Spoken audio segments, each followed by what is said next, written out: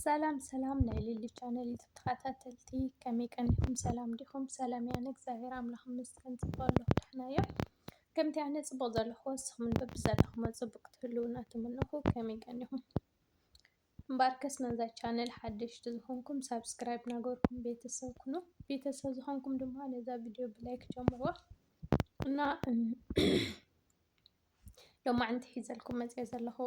ከምቲ ትሪእዎ ዘለኹም ወይ ድማ ከምቲ ኣብ ምእተው ዘሎ ብዛዕባ ዝሓፍትና ብዛዕባ እዛ ተበዳሊት ሓፍትና ብዛዕባ እዛ ተጨቂና ዘላ ሓፍትና እየ ንእሽተን ክዛረብ መፅአ ዘለኹ ማለት እዩ። እዛ ሓፍትና ብርግፅ ከም ሰብ መጠን ኣብ ሰብ ኩሉ ሰብ ሕልና ርእሲ ኣትያ ብጣዕሚ ሰብ ከም ዘጨናነቐትና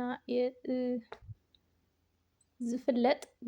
ብሙሉእ ሶሻል ሚድያ እውን ተዘርጊሑ ከም ዘሎ ኩሉ ሰብ ስምዒቱ ከም ዝገልፅ ዘሎ ብጣዕሚ በቃ ኣነ ክነግረኩም ኣይክእልን። በቃ እዛ ብክንደይ መከራ ወዲኣ እያ ብንብዓት ወዲኣ እያ ክብለኩም ይኽእል። ንሳ እየ በኺየና ብግዴታ በቃ እንድያ ምስ ብጣዕሚ እያ ትውሕጦ ነይራ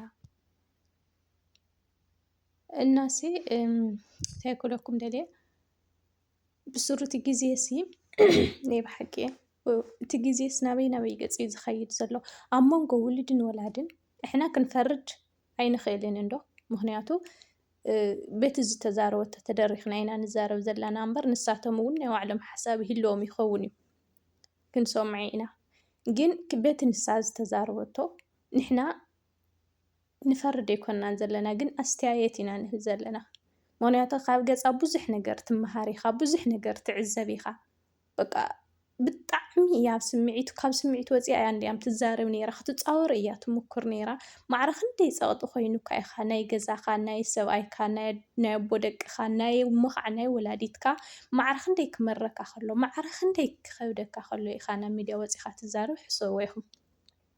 ናይ ገዛኻ ሕማቕ ነገርሲ ክትሽፍኖ ኢኻ ትደሊ እምበር ናብ ሶሻል ሚድያ ይኮነ ንባዕልኻሲ ሰብ ከውፅአልካ ኳስ ኣይትደልን ኢኻ። እዚኣ ግን ማዕረ ክንደይ ከቢድዋ ናይ መጨረሻ ኮይኑዋ ተወዲእዋ እያ ናብ ሚድያ ወፂኣ ተዛሪባ ከም ዘላ እዩ ዘምህረካና። ብእውነት ኩላትና ተረቢሽና ኢና ኩላትና በቃ ኣብ ምንታይ ኩነታት ትህሉ ህዝብካ በቃ ብጣዕሚ እያ ረቢሻትና ርእስና እናቲ ግዜ ሲ ኣብ መንጎ ውልድን ወላድን ሲ ከምዚ ዝበለ ጭካነ እንታይ ዓይነት ግዜ ክንበፅሕ ከለና ኢና። ኣብዚኣ ጥራሕ ከዓ ኣይኮነን ኣብ ካሊእ እውን ተመሳሳሊ በተለይ ኣብ ስደተኛታት ገለ ዝበፅሕ ዘሎ መንጎ ውልድን ወላድን ተራእዩ ዘይፈልጥ ጭካነ ጫፍ ጭካነ ሓደ ሰብ ሲ ኣብ መንጎ ውልድን ወላድን ኮንካ ተዘይተኣማሚንካ ሲ ንመን ኢኻ እሞ ዳኣ ትኣምን? ውልድን ወላድን ምክሕሓድ ማለት በቃ ሂወት ምፅላእ ማለት እዩ። በቃ ብእውነት ሓቂ እያ እናሲ እዘን ወላዲት ሲ በቃ ኣብ ርእሲ ጓልን ከምዚ ዓይነት ጭካነ ገብራ ከለዋ ሲ ካብ ምንታይ ተላዒሉ እዩ? ወላ 10 ግዜ ዝኾነ ዝተፈጠረ ተተፈጠረ ኸስ ከምዚ ክገብራ ይግብአን ዶ? እሕና ንፈልጥ ወላዲ ናይ ውላድ ሕማቅ ኣይኮነን ኣብ ቅድሚ ዓይኑ ተፀሚሙ ሲ በቃ ከምዚ ፅቡቕ እናሃለኻ እኳ ፅቡቕ ዘለኻ ይመስሎን ዝብል ኣተሓሳስባ እዩ ዘለዎ ናይ ማንም ወላዲ ኣዴኻ ትብለልካስ ኣይግበረልካ እኳስ ይበሃል። ካብ ምንታይ ዝተልዓለ እዩ? ካብ ሻቅሎት ኣዴኻስ ንውላዳሲ ከምዚ ኮይኑ ከይኸውን እዚ ረጋጢምዎ ይኸውን ዝወደይ እዛ ጓለይ ገለ እያ ትብል እምበይ እናፈለጠት ማዕረ ክንድዚ ኣብ ውላዳ ፀቕጢ ትፈጥር ኣብ ውላዳ በቃ ግፍዒ ትፈጥር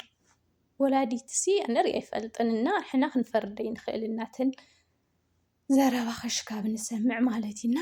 ዝሮዝሮ ናብ ሚድያ ክወፃኢ ናብ ሚድያ እዚ እንታይ እዮም ኢሎም ዘለዉ ሕዚ ከም ተውፅኦምዎ ዘለዉ እዞም ኢንተርቪው ገይሩላ ዝነበረ ሽታይሉ ብፅሑፍ ሸር ኢሉ ሪአ ኣለኹ። እዞም ናታ ቤተሰብ ሲ ፍፁም ተመሓላሊፋቶ ዘላ ኢንፎርሜሽን ሲ ጌጋ ኢንፎርሜሽን እዩ እሞ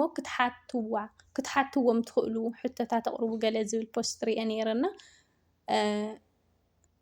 ኣነ እኳ ዝኾነ እቲ ገበን ክሽፍንዎ ደልዮም ማለት እዩ ብውሽጦም ክስማዕምዕሉ ወይ ክረዳድእሉ ደልዮም ይኾኑ እምበይ እዛ ቆልዓ ናይ ሓሶት ትዛረብ ዘላ ገለ ኮይና ኣይትስምዐንን እያ ወይ ደሞ ዝኾነ ፀቕጢ ገይሮሙላ ከዓ ከይኾኑ ዝሓፍታ እውን እንታይ ኢላ ሕማም እዩ ከምኡ ዝገብራ ዘላ ኣነሲ ሓሚማ ከምኡ ከም ዝኾነት እየ ዝፈልጥ እምበይ ተፀጊማ ወይ ድማ ብፀቕጢ ከምኡ ከም ዝኾነት ኣይፈልጥን እያ ኢላ ዘላ መቸም ሓደ ሰብ እንድሕር ናይ ውሽጥኻ ተዛሪብካዮ እንድሕር ዘይርደአልካ ኮይኑ ሕማም እዩ ዝብለካ ተኮይኑ ተሓሚምካ እውን መፍትሒ ኢኻ ትእልሸሉ እምበር ሓሚሙ ኢልካ ውላድካ ብገመድ ንኣሰርካ እቲ ኣብ ገዛ ክትሰርሖ ዝግባእ ስራሕ ስለ ሓዳራ እናሰርሐት ሓሚማ እያ ምባልስ እዚ ትክክለኛ ኣይኮነን። ተተሓምም እውን ናብ ሕክምና ናብ ማጨለት ዝግባእ መድሓኒት ደኣ ክገብሩላ ይግባእ እምበይ 6-7 ዓመት ኣብ ገዛ ክትጭቆነ ይግባእ ነይሩ። ብስሩኻ ሓሚማ ተትኸውን ብትክክል ከሲ ከምኡ ድዩ ክትግበር ዝግባኣ ኣብ ገዛ ድያ ክትእሰር ዝግባኣ መፍትሒ ደይኮነኒ ክግበራ ዝግባእ ካብ ወላዲኣ ካብ ሰብኣያ ካብ ኣሕዋታ ስለምንታይ ማጨሎት ፀበል ሕክምና ብዙሕ ነገር ስለምንታይ ሓሚማ ኢሎም ኣብ ርእሶም ተስፊሮምዎ ስለምንታይ ሕክምና ዘይወሰድዋ ስለምንታይ ፀበል ዘይሕፀብዋ ስለምንታይ መድሓኒት ዘይፈትኑላ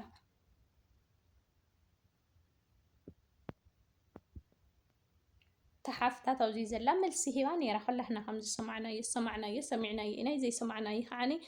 ኣነሲ ሓሚማ ከም ዝኾነት እየ ዝፈልጥ እምበይ ተጨቂና ወይ ድማ ዓመፅ ከም ዝተገበራሲ ኣይፈልጥን እያ ኢላ እንድሕርን ሓሚማ ምዃና ትፈልጥ ኮይና ስለምንታይ መድሓኒት ዘይፈትነትላ ፈቲንኩምላ ዶ ማጨለት ውሰድዋ ሕክምና ይገበራ ስለምንታይ ዘይበለት ከምቲ ንሳ ዝወለት ከዓኒ ኣነ ንእሽተን እንትንሂለ ዘለኹ ናታ ናይ ደቃ ናይ ኣሕዋተይ ገዛሲ ብሽሙ እዩ ዘሎ ኢላ ኣላ ስለዚ ከቢድ እዩ ኣብ ስደት ጭቁቕ ኢልካ ገፅ መዳም ርኢኻ ሽንቲ ቤት ሓፂብካ ገፅ ደቂ መዳም ብደቂ መዳም ተላሒፅካ ዘምፃኻዮ ቅርሺ ዘምፃኻዮ ፍረ ፃዕሪ ኣብ ከምዚ ደረጃ ወይ ድማ ኣብ ከምዚ ዋጋ ዕዳጋ ክኣቱ ከቢድ እዩ ብርግፅ ብጣዕሚ ናይ ከቢድ እዩ ግን ምስ ሂወት ሰብ ምስ ሂወት ጓል እንአን ከወዳድሮ ይግባእ ዶ ይግባእን ምስ ገዛ ከወዳድር ኣይግባእን ምክንያቱ ሂወት እዩ ገንዘብ ይሰርሐካ ትሰርሖ እምበር ኣይሰርሐካን ስለዚ ምስ ሂወት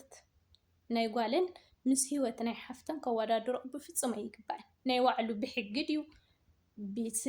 ብምርድዳእ ድዩ ብስምምዕ ድዩ ደኣ ክፍታሕ ይግባእ እምበይ ጭቆና እዚ ጭቆና እዩ ዝበሃል ናይ ገዛ ካሕሳስ ኣብ ርእሲ ብቅርሸን ዝገዝኦ ገዛስ ጓለን ኣብ ርእሲኡ ተጨቂና ክትቅመጥ ነውሪ እዩ ናይ ፅያፍ ከምኡ ዋላ ተዝኸውን ነይሩ ስለዚ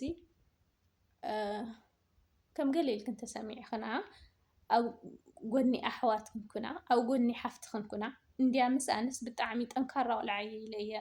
ሒዘያ ብጣዕሚ ጠንካራ ማለት እዩ ማዕረ ክንድዚ ዓመታት ማዕረ ክንድዚ ስቅያት ከምቲ ዝበለተን በፂሕዋ እንድሕርን በፂሕዋ ብትክክል ማዕረ ክንደይ ጠንካራ ምዃና እሞ ከዓ ህፃን ቆልዓ ንእሽተን ቆልዓስ ማዕረ ክንደይ ጠንካራ ምዃና ይገርመኩም እዩ ኣብ መንጎ እዚ ሓደ ነገር ዝኾነት ቆልዓ እዚኣሲ ኣሲሮም ክገድፍዋ ከለዉ ዝኾነ ነገር ክትከውን ከላ ዝኾነ ክንደይ ግዜ እውን ናይ ክሞት ፈቲነ እየ ኢላ እዛ ቆልዓ ሓደ ነገር ተኮይናሲ ማዕረ ክንደይ ኣብ ጣዕሳ ትነብር ሂወት ፍሉጥ እዩ ንሳማ ሓደ ግዜ ክትከይድ እያ ኦልሬዲ ዋላት ብባዕልኻ ሞማት ዋላት ብባዕልኻ ብኢድ ስላሴ ዝተፈጠረት እንትንፋስ ባዕልና ክነጥፋ ደኣ ይገበአና እምበር ኦልሬዲ ይተብላዕላይ ትቁፅዖ ብላዕላይ ትቁፅዖ እቲ ናይ ምድሪ ሕግን በቃ ኦልሬዲ ንሳይ ትሰምዖን እያ ንተራፊ ግን ማዕረ ክንደይ ከቢድ ምዃኑ ማዕረ ክንደይ ናይ ሕልና ደቃስ ዘይብልና ናብራ ክትነብራ ኢኽን እዚ ይጠፍአክንን እዩና ብርግፅ ንስኽን እውን ዘይፈለጥክን ክትኮና ትኽእላ ኢኽን ናይ ባዕልኽን ሓሳብ ሂልወክን ይኸውን ኣብ ስደት ዘሎ ኩሉ ነገር ኣይሰምዕን ኣብ ዓዲ ዘሎ ሰብ ይሽፍነና እዩ ስደት ዘሎና ኣብ ዓዲ ዘሎ ነገርስ ኩሉ ይንሰምዖን ኢና ብርግፅ ናይ ባዕልኽን ምክንያት ይህልወክን ይኸውን ግን ብዝተኻእለክን መጠን ዝገደፍክን ገዲፍክን ናታ ሕማም ክትርዳኣ ሞኩራ ሕዚ ከዓነይ እዚ ናብ ሚድያ ክንቀርብ ኢና ጠቕላላ ጌጋ ኢንፎርሜሽን እዩ ዝብልዎ ዘለዉ ግን በይዛኸም ኢለክን በይዛኽን ኢለክን ዋላ ጌጋ ኢሎም ነቲ ገበን ይሸፍንዎ ዋላ ነቲ ዝወፀ መፀለምታ ኢሎም መምኽኔታ ገይሮም ይሸፍንዎ ብውሽጢ ግን ኣብ ጎኒ ሓፍቲ ክንኩና ህይወት ሰብ ብገንዘብ ኣይትካእን እዩ ገንዘብ ግን ብሰብ ይትካእ እዩ ስለዚ ሓደራ እሞ ኣብ ጎኒ ሓፍትኽን ኩና ክትጣዓሳ ኢኽን ሓውካሲ ንእሽተን ኣይኮነን መዕረ ክንዲዚ ወፃዓና ተገበሮ